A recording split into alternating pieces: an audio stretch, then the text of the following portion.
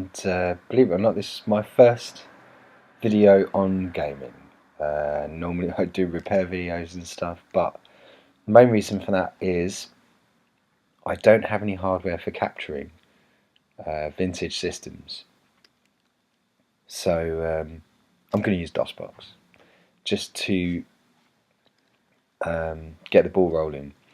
But this is not a DOSBox video, in that I'm not going to be showing you how it works. I'm just going to be using it to facilitate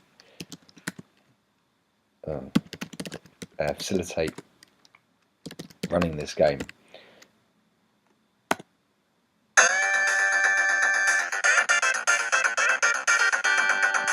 So as you can see, this is Indianapolis 500, the simulation, which is a game from about 1989, 1990, I think, by Papyrus software, who went on to produce the IndyCar series and the NASCAR series, which were very successful in the 486 era.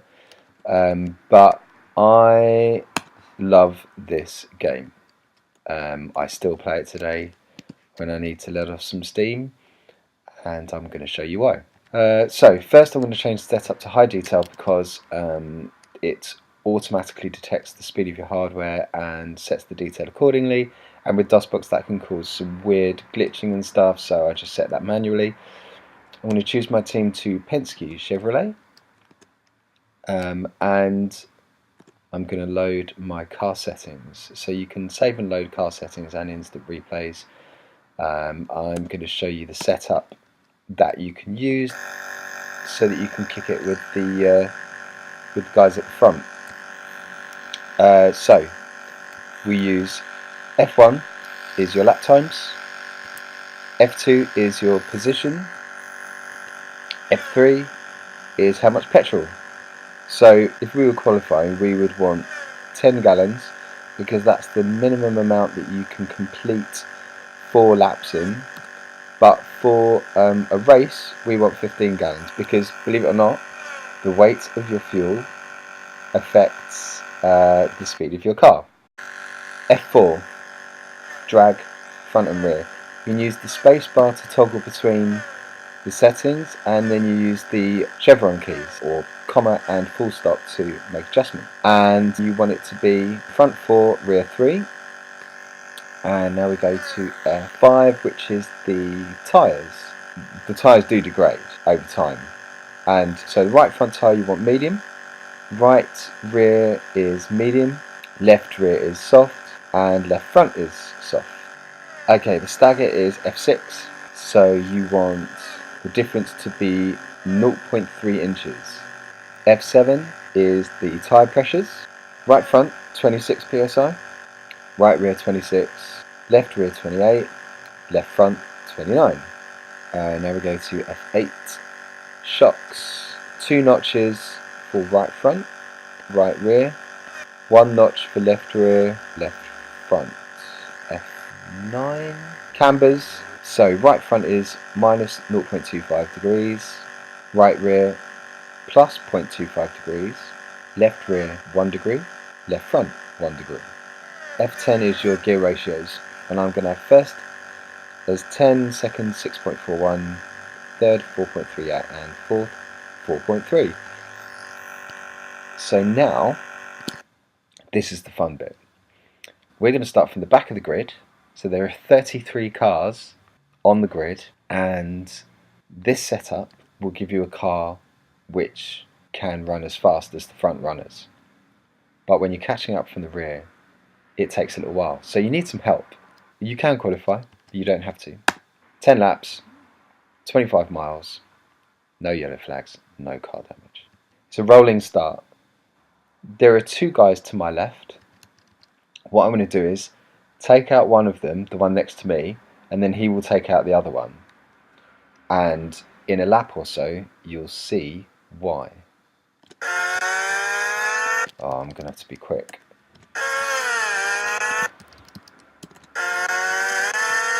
There we go. Okay, right, so I can see from the reflection in the wing mirror that the white card didn't get taken out. Oh, that's spinning. Oh, no.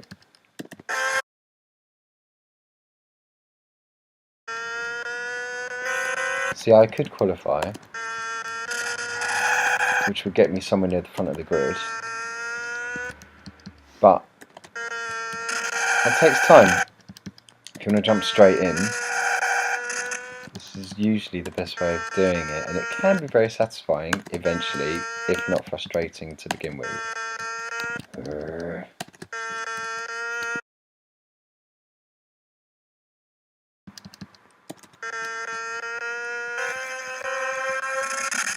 Oh, okay. That's okay. I got both of them there. So, right, now I need to chase down the other cars. This is difficult because you don't want to crash into them because they're really slow. Apart from this guy. He's always faster than everyone else. Oh shit, not anymore. Right, here we go. No yellow flags, I see. So I don't think this one has been a success. Oh, no, there we go. Oops. Oh, okay. Oh, no. Right, that's not what was supposed to happen. This is what's supposed to happen.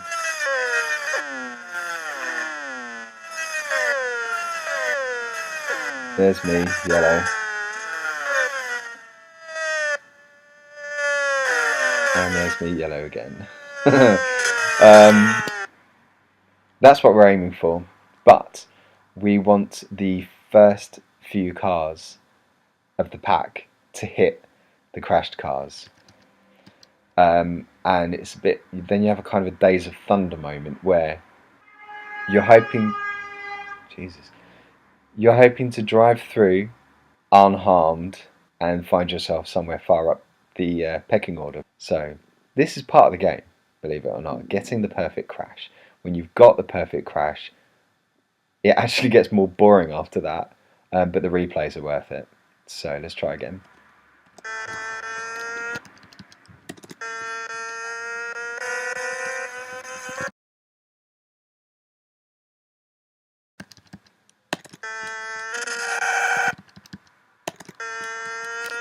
Right, screw this. I'm going to show you the other way, which is to qualify. So let's go to practice, let's change our fuel to 10 gallons, and again it's a rolling start, and in qualifying there are no other vehicles, but there is damage. So if you hit the wall, you're going to lose a tyre. There are two settings in the cockpit that you can change to do with the anti-roll bars that I forgot to mention for the setup. So the right one, which is the square brackets, that's 1, 2, 3, 4. So plus and minus is the left one, and from its position it's 2 notches. And the other thing you can change is the boost. You can have the boost set from 1 all the way through to 9. Oh, there we are. So my average time is going to work out at, yeah, there we go, 12th place. That's pretty perfect. So let's try this again. Yeah. Oh, well. Right, let's leave that. We've got one guy. I'm going to chase down the others. As you can see, the yellow flag is a flashing. We can replay said crash. Yeah, it's pretty good. Quite a few cars taken out. So, what we're... Oh, forgot I was in the corner. Oops. We're looking for more yellow flags once the leaders go through.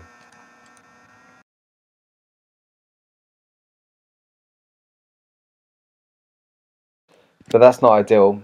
We want the leaders to get taken out.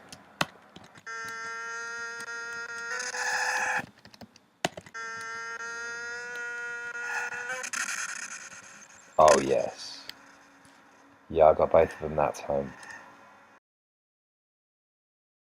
Let's have a look. Nice.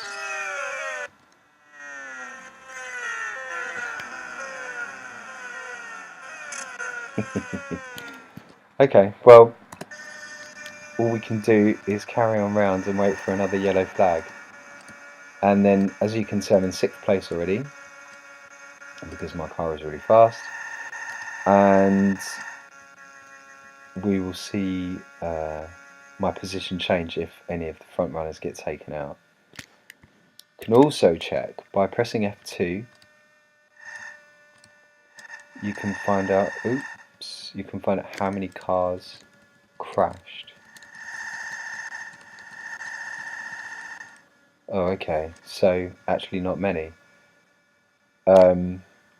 You can see everyone up to 26th is still running, which means only 6 cars crashed, which obviously isn't really going to cause that much of a problem. One of the best crashes I ever had was, I think there were 10 cars left, so 23 cars crashed out. Oh, that was a good hit.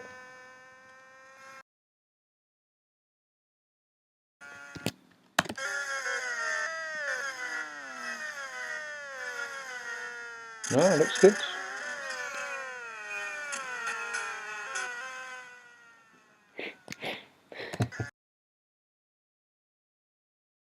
There we go. Whoa! 3rd place, 2nd place, still yellow flags flashing. Oh no! So you came out of nowhere! Ah! And that's the kind of spin you don't recover from quickly. Let's see what happens, shall we? Oh, that was the leader. He went straight into a pile of cars. Lovely. Yeah, there's no point in me participating in this any further. Still yellow flags though. Right, let's see how many cars are taken. Here we are, look. 14 cars remaining because I'm still behind that guy and I'm still running. So that's quite impressive. That's half the field. But we need more. Okay, let's see what one car can do.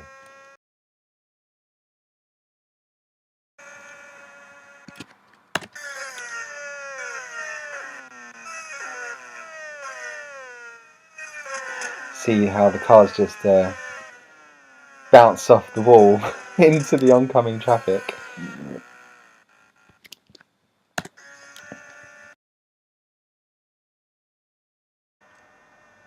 Yes.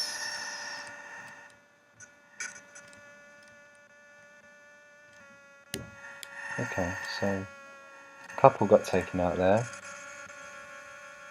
leaving me in 3rd place.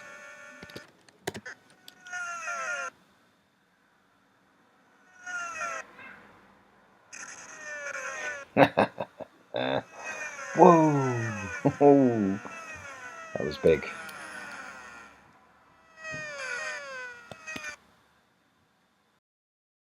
So at this point, we're going to try and win the race, which is kind of interesting because you can chase them down, but it's just a little bit monotonous. But the interesting point is when we get to lap 5 or 6, the leaders encounter the back markers, and you can often catch the leaders because they're being held up. Oh no, I don't want to do that.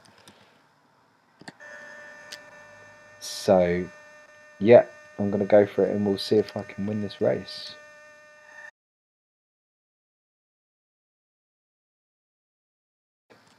Oh, what? I did not just run out of fuel. Okay, that's what happens if you don't change your fuel back to 15 gallons.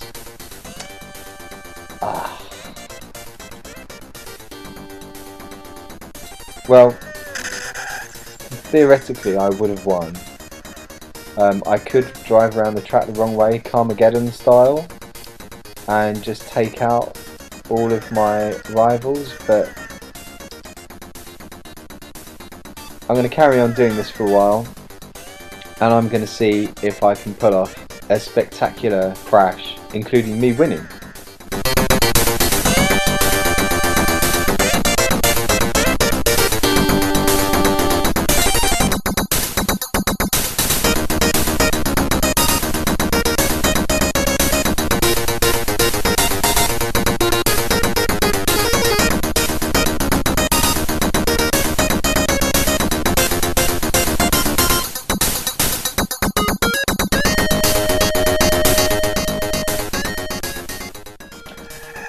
So that's how it's done. So after the first lap, half the field had gone. By the time I'd gone around the first corner, I was in first place, because basically everyone else got taken out.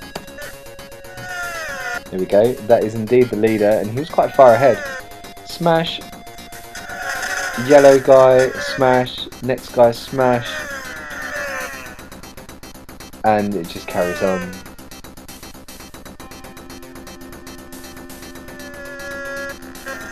Whoa! That was so close, I nearly got taken out by the guy next to me. I managed to sneak through. If I carry on driving now, I'll probably win the race. If I can be bothered. This is the thing, getting into first place by this point almost makes it a little bit too easy and a bit boring. I've now got to go round for another, what, 8 laps? Let's see how many cars are out. Okay, so there are 5 runners remaining. 5. By the end of lap 2, whoa! 28 cars had crashed, all from me taking out 2 cars at the beginning.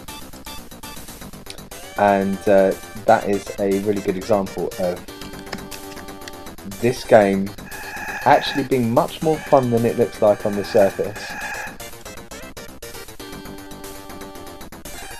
The ideal scenario for this game is that you get yourself in a position, decent position, like 6th or 7th by the end of the first lap, and then you chase down the leader and take the lead just before the end of the race, so that the whole race is actually a race. You're actually chasing someone rather than just processional as it has become. But this is how I play Indy 500. Thanks for watching, and I'll see you in the next video.